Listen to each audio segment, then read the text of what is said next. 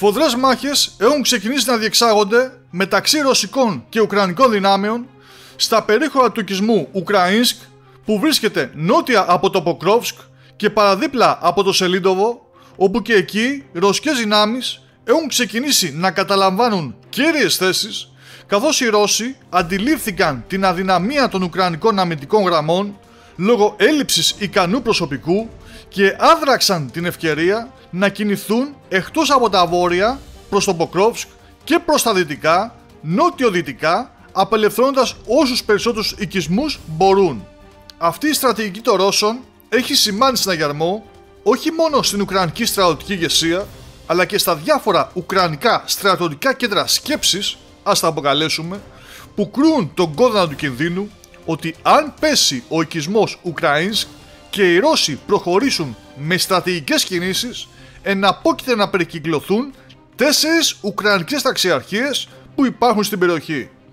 Αυτό αναφέρει δημοσίευμα της γνωστής ενημερωτικής ιστοσελίδας Forbes, στο οποίο και αναφέρονται οι φωνές απελπισίας αυτών των στρατηγικών κέντρων που παρακολουθούν τις εξελίξεις του πολέμου, ζητώντας να δοθεί εντολή και να υποχωρήσουν και οι 4 ταξιαρχίες και να αντασυνταχθούν πιο δυτικά, και ας χάσει η Ουκρανία αρκετά τετραγωνικά χιλιόμετρα εδάφους, 30 όπως γράφεται.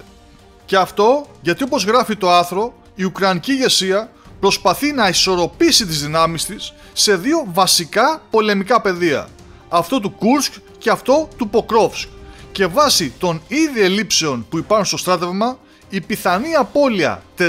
ουκρανικών ταξιαρχιών θα είναι η απόλυτη καταστροφή. Μιλάμε για τμήματα της 59ης Μηχανοκίνητης Ταξιαρχίας Πεζικού, της 68ης Ταξιαρχίας Τζάγκερ, της 117ης Ταξιαρχίας Εδαφικής Άμυνας και της 15ης Ταξιαρχίας Εθνικής Φρουράς, που αν η 25η Αερομεταφερόμενη Ταξιαρχία, που μάχεται στο Ουκραΐνσκ και η οποία σημειωτέων χρησιμοποιεί τα γερμανικής κατασκευής τετρακισμένα οχήματα Marder, δεν καταφέρει να κρατήσει την αμυντική γραμμή, τότε θα βρεθούν περικυκλωμένες, χωρίς έξοδο διαφυγής, όπως βλέπουμε και στο χάρτη.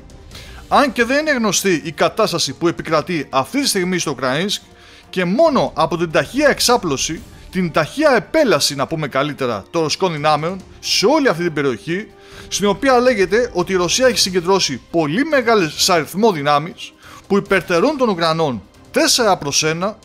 φαίνεται ότι οδεύουμε προς μια νέα ρωσική επιτυχία, και αν, όπως γράφει και το δημοσίευμα, δεν δοθεί εντολή να υποχωρήσουν οι 4 ουκρανικές ταξιαρχίες, τότε αυτή η απόφαση θα αποδειχθεί ιδιαιτέρως καταστροφική, καθώς μάλιστα και στο Κούρσκ αλλά και στο Τόρετσκ τα τελευταία νέα δεν είναι καλά για τους Ουκρανούς.